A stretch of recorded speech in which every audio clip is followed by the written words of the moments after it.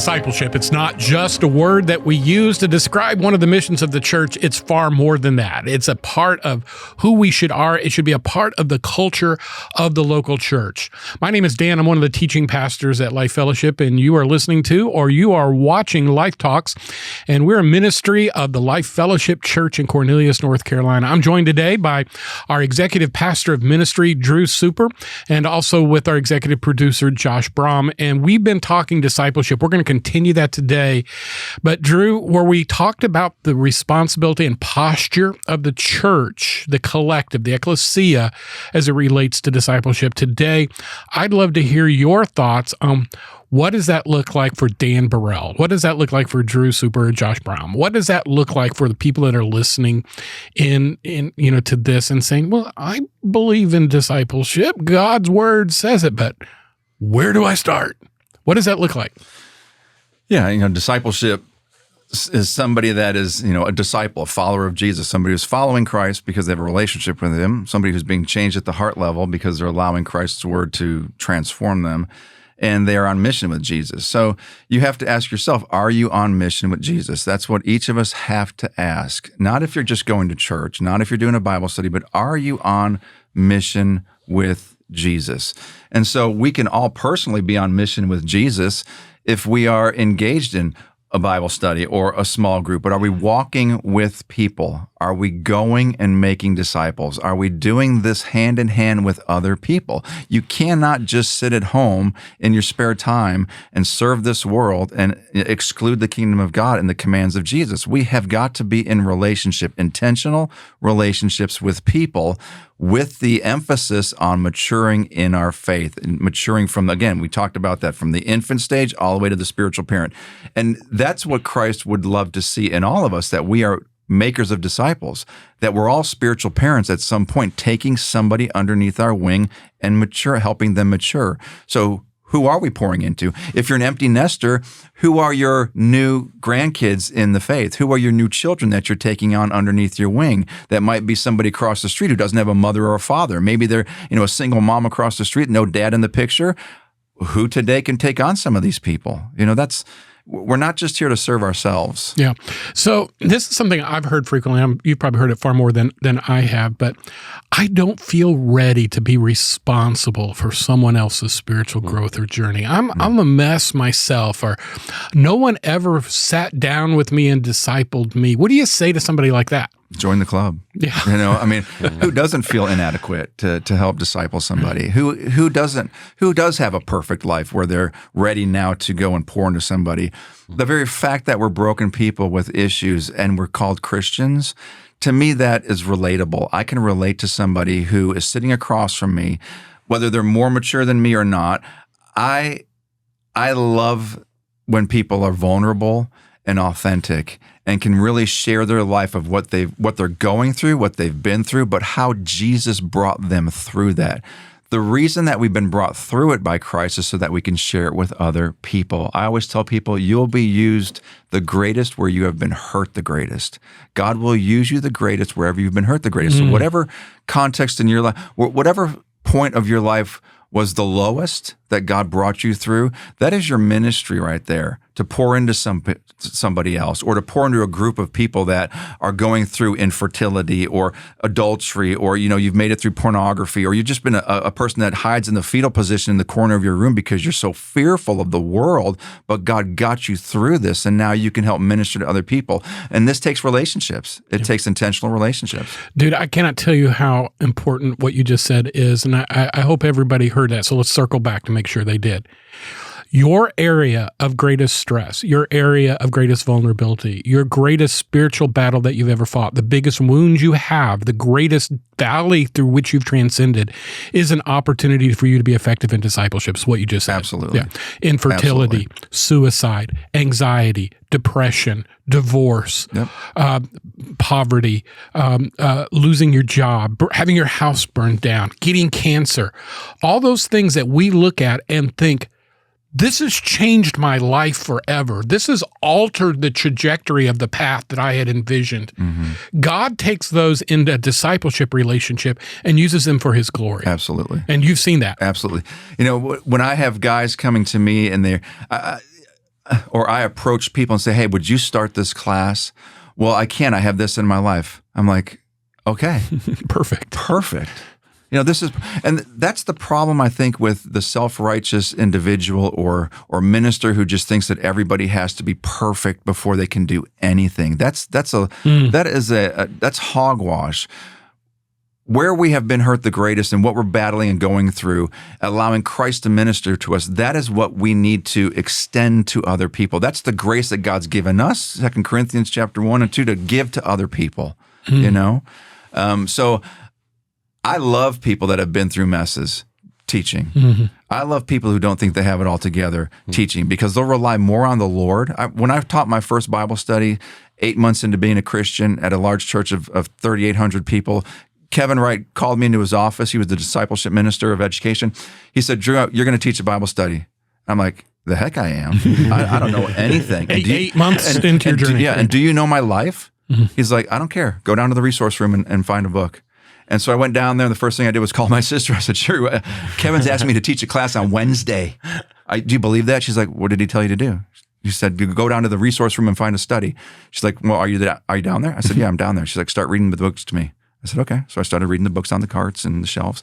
And when I got to experiencing God, she said, stop. She said, take that one. Yeah, that's a great one. And so I took that one and taught it to 14 people in a church of 4,000 on Wednesday night. And I learned and grew by leaps and bounds.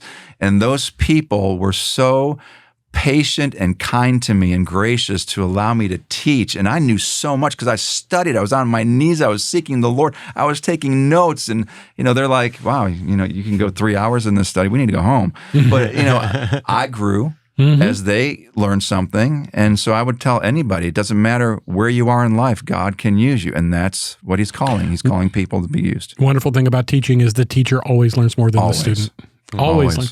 One of the steps to your spiritual growth really is being obedient in the issue of discipleship. Yes. You will grow if you're a disciple maker. Mm-hmm. You will grow spiritually and become more. And that's part of sanctification. A lot of people like to hit the eject button when life gets hard. Marriage is getting hard, kids are getting hard, jobs getting hard. Hit the eject button. No, this is exactly where God sanctifies you. I've messed up in my marriage. That's okay. Stay the course. God's going to sanctify. This is a sanctifying bed. Your marriage is it's a huge sanctifying field for the Lord to work through if you both stay the course. Yeah. I've got a question. So should literally every Christian then be in a discipleship relationship like this, or are there some who actually maybe aren't ready yet? It's like going back to the thing that you said earlier, where you're like, no one ever feels ready. Everyone always feels inadequate. Like that gets said about parents a lot, right? Too. Like every parent's been like, look, no one ever feels ready to be a parent, and like that's true. But then it's also true that there are some people who like really, really shouldn't be parents yet. Like right. And so help me understand. Yeah. I think as far as teaching, there are some people that, you're 2 days into your faith journey. You probably should not be somebody teaching, on the book of Revelation or trying to, but, everybody, I believe, as a follower of Jesus should be in some kind of intentional, relational discipleship group or atmosphere with other people, because that's the journey. Infant to child to young adult to spiritual parent. Then now you're more equipped to become that, And I think that's, I love the fact you brought that up, Josh, because I think it's an important thing. You never reach full maturity in Christ this side of eternity. Right. I am still working out my salvation, and some days it's 2 steps forward and then it's 3 steps back the next day. Yep. And being in community means I'm being a disciple maker to some, and I am being discipled by others. Yes. I mean, I've loved my relationship with Drew, and it's in its infancy. Let's be honest. And we're he's an extrovert. I'm an introvert. I think you're an extrovert. Are you an extrovert? I mean, you get energized by people. Yes. Yeah. Absolutely. And it drips from you. And you have a level of engagement that I would love to have in my life. It's just, and I don't know whether it's just bad habits or different wiring, but I know this. Dan Burrell's a better follower of Christ today because of the presence of Drew in his life. And yet I've been saved longer than you have. I've been in ministry longer than you've been saved. Absolutely. Right? This is the thing about the Christian life and the Christian walk, is that iron sharpens iron. Yeah. Yep. And sometimes it takes the faithful wound of a friend to say, oh, no, you're being too narrow on this. Or here's another way to think about it. Or do you see this big old mote in your eye when you're dealing with a speck in somebody else's eye? You might want to take a look at that log, and that keeps us accountable. It keeps us humble. And so I love this notion that lifestyle, again, is a culture, and it is discipleship is a culture and it's a way of life. And so let me take another stab at this. So because of my work with college students, I try to stay connected to a lot of different social media platforms. So one of them, which I will not promote by mentioning it, has a forum that says, explain it to me like I'm 5 years old. That is literally one of the forums within the social media platform. And you can ask any question, and because it's in it, explain to me like I'm 5 years old, they'll give you a really basic answer. So I'm going to ask you this. Explain becoming a disciple maker to me like I'm 5 years old. I love this question. Explain becoming a disciple maker like you're 5 years old. Yeah, so some guy comes into your office this week and he said, look, I came to know Christ 8 months ago. Yeah. Well, that's a different question. And this is what happens. This is what happens in that particular social media thing that you're not mentioning that I subscribe to that particular one. Because this gets fun. Is this either are you looking for a simple answer or an actual how you would tell a 5-year-old? Both. Because those the people who rocked or the rock stars in there are the ones who are actually like with little kids doing the analogies. So yeah. If you have any like little kid analogies, like definitely that would spice this up.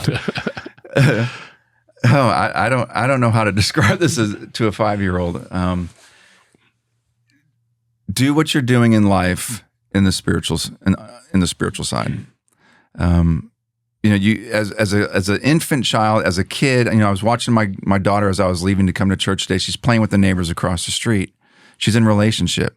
She wants to get out of the house. She doesn't want to be inside the house all day long, isolated. She wants to be around people. Okay, so we need to be around people, to engage in their life, and to share our life. And it's not just with people that look like you and are the same age. This is why I'm adamant about groups being a broad range of ages. So, and my kids, when they go out and play, if there's a 5-year-old, a 10-year-old, and a 13-year-old, they don't say, well, I'm not going to play with you guys. They come together and play with whoever is outside. They engage in life with them. They share stories together. They laugh together. They play on the mud hill together. They talk about their parents, I'm sure, together. This is what we are to do as disciple makers and people who are being discipled. Get engaged with folks around you in relationship, and talk about the things in your life with one another. So do you think, the research better than I do probably, that, the typical person who becomes a believer within 3 years no longer has a majority of the people in his life who are non-believers. We shift our friendships toward the church. Do you think we over-shelter ourselves? Do you think that's a problem within the church? Absolutely. That's a great question. Absolutely. In fact, I was having a conversation over coffee the other day, and that was one of my comments as to why we have been hindered in our disciple-making movement is because we have become so isolated as Christians, let alone as leaders in the church. Everything we do for 8, 9, 10 hours a day happens behind these walls or at a coffee house with another believer to talk to them. And we're not around people, and it just becomes more comfortable and easier, again, the path of least resistance, to be around people that think like us, that look like us, that talk like us. So as Christians, we seek that out, because there's something when you start going to church and you're not challenged on this discipleship pathway or this model of going out and reaching the people that don't look like you, talk like you, dress like you, you become more calcified in your walk, and you separate yourself from those people. And now you're like, oh, it's so much safer. It's so much easier and nicer to be around people like me. And this isn't the point that you're making, but just to add on to, like, I co-sign all of that, but just to add on to that, it's also way easier to other people that we aren't connected with. Like, if you don't have any friends who are from like a certain group, it is so much easier for us to get in our little groups and be like, and let's start labeling them and calling them names and talk like in ways that we wouldn't if we knew someone in that group and kind of like, actually, wait a minute, like, I have Catholics on my staff. I know that not all Catholic people are dumb and worship Mary. I know it's more complicated than that, and I know that because I have an awesome, smart Catholic person on my staff. Like, it's that kind of thing. Yeah. So, don't you think, Dan, if people were to open their eyes up just a little bit, they would realize that they have a mission field right in front of them? Yeah, but most of us resist opening our eyes because when you open your eyes, you have to deal with what you see. Yep. So I'm going to go back to our 5-year-old question. All right? You know me somewhat well, probably better than most of the people that are here. All right, and what you just described is me. All right, I grew up in a Baptist bubble. I went to a Christian school. I was only allowed to listen to Christian music. I went to a Christian college. I went to a Christian graduate school. I immediately went into the ministry right after I graduated from college. I have been in ministry all my adult life. When people see me, they call me Pastor Dan. And anytime somebody asks me what I do, if I tell them I'm a pastor, it completely changes the way that they engage with me. I didn't ask for that path. It is the path that I think I took because it was the path of least resistance, which I think you said a while ago, Josh. But like, I'm 5 years old. How do I fix that in my life? How would you say to a church member who has been in a church for 15, 20, 25 years, all of their friends there, their coffee clutches there, when they go on vacation, they go with them. When they drive past their neighbors to go to church, what do you say to that person if they're saying, you know what, guilty as charged, I'm going to change this? Yeah. Begin praying and walking your neighborhood. That's a great place to start. Wow, that's a good one. When you are out walking your neighborhood, you do not know everybody that lives in your neighborhood. When you start walking around your neighborhood and opening your eyes and actually stopping when somebody's on their front lawn to introduce yourself to them, conversation happens. People are lonelier today than they have ever been. People are more isolated today than they have ever been. We have garage door openers. It comes up, we drive in, we shut the door behind us, we walk into our house. We don't have porches on the front of our houses anymore. Sidewalks are now only on one side of the neighborhood. If you're lucky, if you have any sidewalks, they have intentionally designed community and fellowship out of our neighborhoods. And so I would just say that's the easiest place to start is your neighborhood. Stop and have a conversation. Be a human being to somebody on your block and start prayer walking. God will open the door. I guarantee you he will honor the cries of his saints. Absolutely. Yeah. And that's easy. Yeah. Well, it sounds easy to be extrovert on that side of the table. So to be honest about this, when I walk with my wife, she is the catalyst to that. My wife is the one that wants everybody and anybody in our family room. She wants to pull the grill out front and have the hot dogs and the scent just drawing people from all over the place. That is my wife. So it's wonderful to be coupled with somebody like that. But that doesn't excuse me from doing that personally. Jesus was always in a relationship. He was always talking to people, even if they were filthy people at the well or, prodigal son running away. He engaged people relationally, and that's what we have to figure out how to do wherever we are. We have to stop thinking that everybody's going to pull a knife out, a gun out, rob us if they're in our house, talk bad about our food. Just be a human being to these people and watch Christ take control of that conversation. Very powerful. Very convicting. Yeah. Not going to lie. Very convicting. Yeah. So, and it's a great way to lose weight as you walk in the neighborhood. So, Dan, are you going to start prayer walking with your wife now? While he was saying that, there's another family from our church lives 2 doors down from me. I just had lunch with him. And, one thing he did was he would have a conversation, invite guys to come over and sit in his driveway. He tried to get me to come. And again, I I don't know. This isn't a therapy session for Dan, but I'm so risk adverse to relationships that I didn't go when I should have gone down there when the neighborhood guys were gathering in there, because it's like, well, everybody brings a beer and Dan doesn't drink, so they're going to think he's weird. All this kind of stuff. Yeah, and that's reality, because as I think about my neighborhood, I am building relationships. I'm not going to say how close to my house is, because if this person ever listens to this, but in my immediate vicinity of my house, there are some foul-mouthed drinking individuals. Mm-hmm. I love it. Yeah. I love it. I love it. I'm not turned off by that. I just see that as an opportunity to be on mission with them. Yeah. It's a connecting point, because, and this is the thing that we'll teach our people when we're training people, is it's like show them that you are not offended by the things that they are expecting, you to be offended by. People to be offended by. Like literally just telling someone, you're fine. You can't offend me. Can so much just open the doors. Because then you're not the Christian that they're expecting, who's going to be like, oh, I don't like, like you're doing this, or you said, damn, like that kind of like, oh my gosh. And Josh, you are so right. People have categorized us Christians as a certain type of person that will respond and act a certain way. And that's a shame. Yeah. That they have such a misunderstanding about us, and therefore they have this huge misunderstanding about God and His kingdom and how the kingdom works. We're not all perfect, but that's what the people think we're supposed to be. So the minute we do say damn, or we're walking out with a beer in our hand,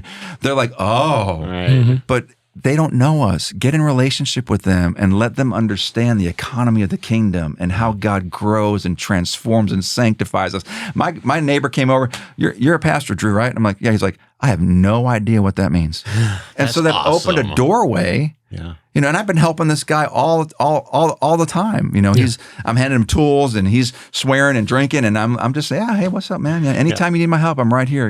I can help you do this, and that. And he's finally one day, he's like, you're a pastor. I have no idea what that means. And he would not have asked a question that open unless he felt comfortable, which I think had a lot to do with how you had not reacted to him in all those past experiences. He knows that he's been swearing and drinking around you, and you've just been normal, interesting. And it's like, hey, wait a minute. Okay, so you're a pastor. What, help me understand that. He didn't come to you all defensive and worried. One of the things that Ben Rudolph said to me, he used to be the co-host on this podcast, he said, Dan, you have to get past looking at people as projects and see them as people. Yep. And it is really easy for us to fall into the pattern of, and we've been trained this way by some evangelism methods, like, I have to have a gospel conversation with him the very first time I meet with him, because I may never meet with him. And all the stress and pressure of that. Yeah, it is weird. Yeah. But it's true. Yeah. The first 15 years of my walk with the Lord, I believe, that's how I thought. I was responsible for everybody's salvation, so I better have a conversation with everybody. Yeah. And it got so... The task was so daunting. I just, Well, you turned into a multi-level marketer in terms of, and then, got to find a way to sell them. Then you give up because you're not seeing the people fall on their knees and accept Jesus every time you talk to somebody. So you think, what's wrong with me? Right. Yeah. Literally had a sermon preached to me one time about bloody hands. You'll stand before God with bloody hands for having met all these people and never witnessed to them. That's it's manipulative. Spiritual abuse. No, he had bloody hands. He's the one that did it for us. And it's only he who calls to salvation. That's right. Yeah. So great conversation again, Drew. Thank you so much for challenging us on this very personal level. The first episode, if you didn't hear it, I need you to go back and hear that, where we talked about it from a macro level, where we talked about the church and its response. It's not another program. It is a way of life. It is a part of your culture if you're doing it right. And then the second thing, how can you and I do it individually? So as always, we'd love to have your feedback. Share your thoughts with us. Ask some more questions. Drew will come back anytime. And talk about this. And it's part of his job. Yeah. And if you're a member of Life Fellowship, you live in this area and you want to have a conversation with him, give him a call, shoot him an email. Either he or somebody who he trusts will get right back with you and talk with you about that. But let's seriously ask God, why did he want you to listen to this podcast today? What is he trying to say to you? And where do we start?